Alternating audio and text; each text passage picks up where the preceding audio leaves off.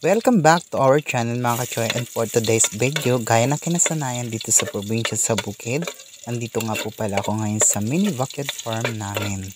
Ayan, andito ako ngayon sa aking pinagkakaabalahan. Siyempre, nagtayo tayo ng small business, ang ating small mini backyard farm. At umagang-umaga ngayon at magluluto ako ng special na breakfast namin for today's video. Nagisa lang ako dyan ng bawang sa ating kumukulong mantika at inilagay ko yung bahaw na tira namin ng aking anak. Siyempre bilang isang single dad ay kailangan natin mag-discarte sa buhay. Kailangan nating magtipid at kailangan walang nasasayang at matatapong pagkain. Kapag mayroong mga sobrang pagkain, dapat riremedyohan natin. At naglagay din ako ng konting asin para naman masarap ang ating sinangag for today's video mga kachoy.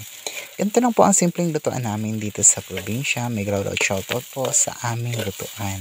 Tingnan lang po ang lutuan namin ay kahoy lamang po kasi po hindi naman po kami mayaman at hindi namin afford ang mga mamahaling lutuan. At ito po pala, naglagay din ako ng isang perasong itlog para naman malinamnam ang aming sinangag for today's video. Ayan po, ganyan lang po ako magsinangag at halu-haluin lang natin yan hanggang sa maluto natin yung itlog na sinahog natin dito sa ating kanin na bahaw. Mas perfect po talagang isasangag natin yung bahaw, lalo na kapag sa ganito yung lulutuan natin ay kahoy dito sa probinsya. Talaga namang sobrang yummy po ng ating sinangag. Masarap po magluto sa kahoy, nakaka-enjoy, nakaka-relax. Talagang nakakatuwa kahit masakit sa mata. At nagayat lang po pala ako ng kangkong at ito po yung inilagay natin for today's video para naman magmukhang chowking yung ating niluluto. Ayan, meron na tayong chowpan. Ayan, sobrang matutuwa na naman ito ang anak ko at favorite niya talaga. Lahat ng mga niluluto ko ay gustong gusto ng anak ko. Yung anak ko po kasi ay pinalaki ko ng hindi maarte. Kung ano po yung mga pagkain na ihinayin sa mesa ay yun na po ang aming kakainin. Yan. Maganda pong nasasanay po ang bata na kumakain ng mga gulay at kahit anong pagkain.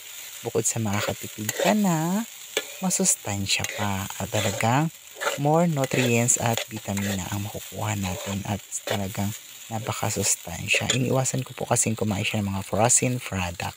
Kaya po, start na din tayo magprito ng tuyo. Ayan. Ito po yung isa sa favorite kong tuyo, yung ating sapsap. Ayan. Piprituhin lang natin ng malutong, kain pati ulo at tinik puntot, walang tapon. Ayan. Yan po ay isa sa masarap. Syempre, pag may sinangag ka, dapat meron kang tuyo. Ayan. Sapsap lang po yung aking afford na tuyo. At ang sapsap po namin dito sa probinsya ng Quezon Province ay talaga namang napakamura lang. Kaya naman mapapawaw ka talaga. Ayan. At after 100 years, balik na rin lang natin yan mga kachoy. Syempre, kapag mag-brownish na yung ating tuyo, ayan, balik na din na natin siya at talaga namang maya-maya lamang ay nako, mapapalantak na naman tayo ng kain na talaga namang masisira na naman ang ating diet for today's video. Ayan, at talaga naman nalalanghap ko na at talagang nakakagutom at kumakalam na ang aking sikmura. Ayan. Sobrang sarap niyan mga kachoy. Ayan, balik na rin lang natin yan at after 100 years, hanguin na natin yan. At habang hinihintay ko yung anak ko na nagbibihis na at ready to school, ay gagala ko muna kayo dito sa aking mini backyard farm. Pinasok ko na nga pala yung aking native pig na may 8 piglets na healthy. At yung aking mga alagang pato, nandito lang yan sa aking kubo. At pagala-gala lang yan dyan sila yung iba. Ayan, at naka-prepared na yung ating niluto. Ito na yung ating sapsap na tuyo for today's video. Ang ating ala chow pan chowking na sinangag. At ang baon ng aking anak na isa lamang na sunny side of egg ang kanyang baon. At meron din pala akong bahaw na pangat-pangat. Ayan, pangatlong init na adobong kangkong. At meron akong ginataang talbos ng kamuting kahoy. At naka-ready na ang ating breakfast for today's video. At syempre, habang hinihintay ko yung aking anak habang nagbibihis, ay igagala-gala ko muna kayo dito sa aking mini backyard farm. So, sisilipin natin yung aking dalawang native fig. Ayan, nilabas ko na po yung dalawang native fig. Yan po yung ipinalit ko dito sa pinagalisan ko nung aking inahin na itim na may mga anak. Ayan. Ito po yung gagawin kong bulugan at ito naman po yung aking isa pang inahinin at magdadagdag po tayo ng mga inahin. At nandun pa po sa kabilang side, sa kabilang kulungan ay meron pa po tayong mga alagang baboy doon. Ayan. Ganito po ka-fresh at kasarap manirahan sa probinsya. Kahit mahirap lang po ang buhay ay napakasaya at simple lang at kontento na po kaming mag-ama sa buhay namin.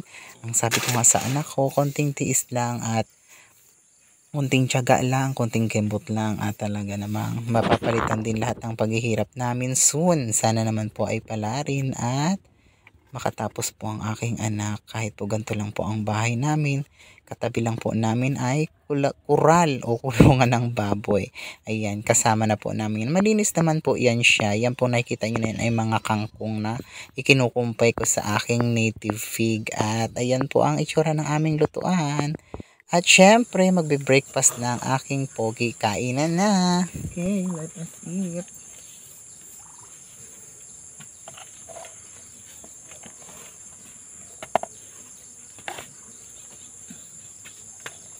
Siyempre, kakain na rin ako for today's video. Mga pogi kumakain. Spoon. This is the adobo. Adobong kangkeng.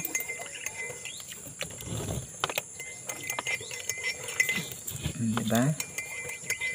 Kain na to the max.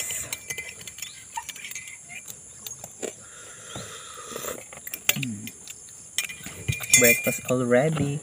Talbos ng balinghoy. Sinangag ala chowking. Tapos baon ni baby Adrian. Sunny side up egg. At ang pambansang ulam namin sa Pilipinas. Yan. Sapsap. Then pangatlong init na adobong kangkong another. At meron kaming kape. Share na tayo sa kape pag gusto mo. Baka madumi yung uniform mo. Siyempre, kain na. Tapos dito na ako kain sa mahiwaga akong kain. Sa planggana. Diba? Nakain niya ng gulay kasi healthy. Sa Sabado, pagupit ka ha. Mahaba na gugupit ang sa Sabado. Siyempre, ililibre ko na rin ng gupit yung aking mga pamangkin. Padami na ng rice ko nito. Sira na naman ang diet ko. Serving spoon. Sarap talaga kumain sa bukid. Diba? Ganyan lang mga ulam namin, mga pagkain namin. Tcharam! Parang gusto ko magkamay. I wash my hand. Hand.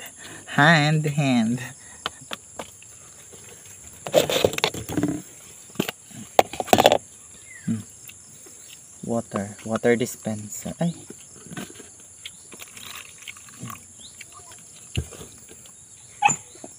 Kainan na. Kasi may pasok. Sarap na siyangag ko. Ang flavor ay kangkong.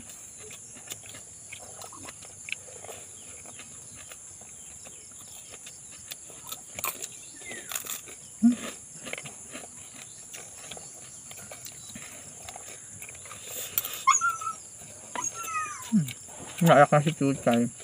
Gutom na. Tapos higop pa ng kape. Hop. Yak na naman si Chuchay.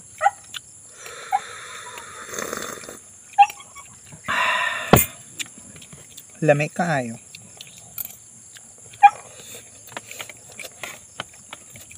Ito lang po yung mga breakfast namin sa probinsya.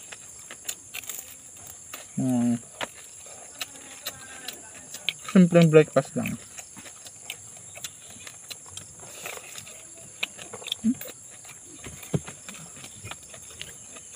Gwapo na kasama ko. Kasi gumakain ng gulay kaya gwapo. Thank you po pala sa lahat ng viewers, subscribers namin. Happy 1.4k subscriber. Sana po ay dumayo pa tayo. At thank you sa lahat po ng tumatangkilik ng aming vlog. Nandito po kami sa aking small mini backyard farm. Dito po kami nag-stay. Nagbabantay po kami ng mga alagang hayop. May mga plano pa ako soon. Maglagay dito ng tilapia, fish pan, tapos magkaalaga po kami ng 45 days. Ayan po. Maraming salamat po. Kain po tayo. Thank you. Okay, estudyante. Dito na rin po siya nag-i-stay sa backyard farm namin. Kasi mas gusto niya dito kasi pagising niya may tubig na, tapos masasarap yung pagkain. Kahit mga gulay-gulay lang, gustong gusto niya yan. Tapos walk-in lang siya sa school, malapit lang. Paglabas mo lang dito sa kalsada, una-unahan school na. Saan ka pa?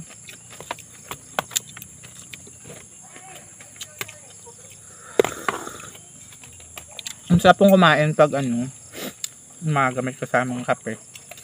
Yung kape ko po ay black coffee. Yan. Favorite.